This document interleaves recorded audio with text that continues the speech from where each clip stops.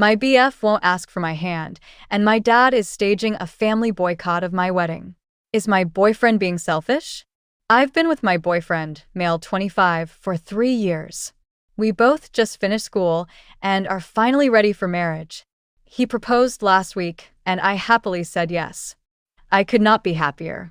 I love him, and he's going to be an awesome dad someday. But my BF is very new to school, and my dad is kind of old school. My dad, 48 male, was beyond mad that my boyfriend did not ask my dad for my hand before proposing. My dad said he was willing to hear my boyfriend's apology if my boyfriend formally asks for my hand at a dinner that my dad said he will pay for at the restaurant of my boyfriend's choosing. My dad feels like he is being very accommodating. He will bring my boyfriend's favorite wine to celebrate. I spoke to my boyfriend last night, and he won't budge. He doesn't believe in that tradition. My boyfriend showed me an article online where a Pakistani woman was stoned to death outside a courthouse because she married a man against her family's wishes. This just happened. My boyfriend, who witnessed his father be abusive/possessive with his mom as a child, has always felt strongly that women are not property. He thinks the tradition of asking for her head is repulsive. His point is that he's met my whole family and gotten to know them. He says they have always known his intentions, and he never made it a secret that he was in love with me and wanted to marry me and have children.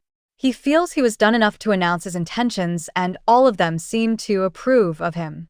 He says that at this point he only needs my approval to marry him and nobody else's. So, yesterday my mom told me that my dad, who is not even speaking to me because I won't set my foot down with my boyfriend, is calling the whole family and telling them to not attend my wedding. My mom says that my boyfriend is the one treating me like property by not letting me have a say in his decision to not observe a tradition that my 2 older sisters' husbands observed. I told my mother that I understand where my boyfriend is coming from and that I have decided to do away with the tradition of him asking for my hand. So my mother is obviously mad and said that I should be ready for serious consequences. I asked her what, and she would not say. But from talking to my sister, she said that they would blackball us from all family gatherings. My 2 sisters and my mom have told me my boyfriend is being selfish. The wedding is set for August 9th. I'm worried that nobody in my family will attend my wedding. Edit. I'm getting some comments about my boyfriend asking for my parents' blessing instead of permission or hand. I just can't see the difference. There might be one, but I don't see it. Is there a big difference? Relevant comments. OP. Thanks for the congrats and comment. I was just thinking as I read some comments here. One comment said that my parents should not have staged the boycott either way. So maybe the boycott signals something more than just my father wanting to be included in some way.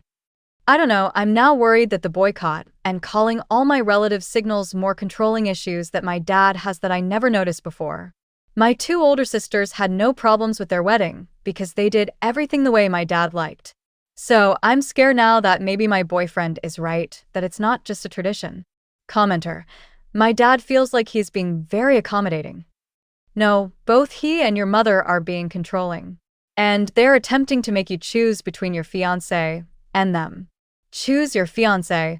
Otherwise, you're setting precedent for this type of behavior/interference for the rest of your marriage. OP. This is what I'm afraid of.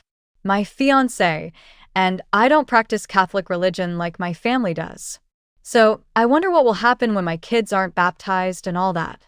Pastor Nazgul, you 2 need to have a discussion about how the children will be raised religion-wise now before you have the child. Just advice from someone who learned the hard way. OP, we did. We don't want religion in our children's lives. We decided that education is going to be the focus, and they will make their own minds up about religion once they are educated adults. I grew up Catholic, but I don't want that for my kids. My husband grew up somewhat Christian, and he still believes in God, but he doesn't want religion to be a part of our family either. We have talked about this subject to death. You're right, it's very important. I realize we might change our minds later, who knows? But my family doesn't know about this. I have a feeling after this boycott that my parents will stage another one when they find out we won't be Catholic. Update. The wedding went on as planned. My parents stuck to their guns and boycotted. One of my 2 sisters attended and is now happily blacklisted from our family. Nobody else from my entire family showed up, including my two brothers. The wedding was a little unconventional. My sister walked my husband down the aisle, and then his sister walked me down the aisle. I wanted this because my SIL actually introduced us and helped me get my first date with him. There was no question about who gives away the bride or even about objections. It was normal other than that. There has been no contact between me and my family other than my one sister. My mother has made it a point to send me a card every time that they have a family gathering for holidays or birthdays at their house to let me know that my father says I'm not invited. I get one almost every month. I don't even read them anymore. I just toss them. I don't know why they keep sending them because I've made no effort to contact them and I live over 3 hours away, so it's not like I will run into them by accident. The reason I came back to post this here is because some people here made a prediction that came true, that they would come crawling back when we had children. I am now expecting our first child, a girl. She will be the first grandchild for my parents. My parents found out about the pregnancy a few months ago through a family friend. They didn't waste any time in making demands, not requests, demands.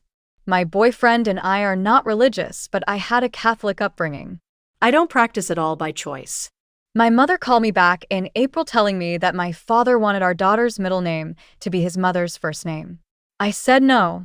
My father was listening in on speaker, so I went ahead and told them that they were officially uninvited from all birthdays, graduations, and any other important dates in her life. My father called me half an hour later crying and begging me to come stay with them for the birth, so my mother could care for me. I said no. He also said that he had already made arrangements for his priest could baptize her at his church, but that I needed to agree to naming her after his mother if I wanted this to happen. He said he'd already planned a big celebration for the birth and the baptism that he was paying for. I said no to all of it. He went from meekly trying to sweet-talk me to raising his voice at me, and I hung up. He called a couple of more times to apologize for losing his temper and again begged me to reconsider giving birth at a hospital near them so they could visit us. He denied having any knowledge of my mother sending me cards to uninvite us to any family functions and even said that he specifically asked her to invite us, but he was told I declined every time. He lets my mom do the dirty work so he can later hide behind her and deny he had any knowledge. He's done this since I was a little girl. He does this every time he wants to drop the hammer on somebody but be the good cop also. He'll never change. He denied having any knowledge of why anybody in the family missed my wedding. I told him our daughter would not be baptized or Catholic at all, no offense to Catholics. I told him he was too manipulative and controlling, and I didn't want my daughter exposed to that. He's too toxic and just venomous.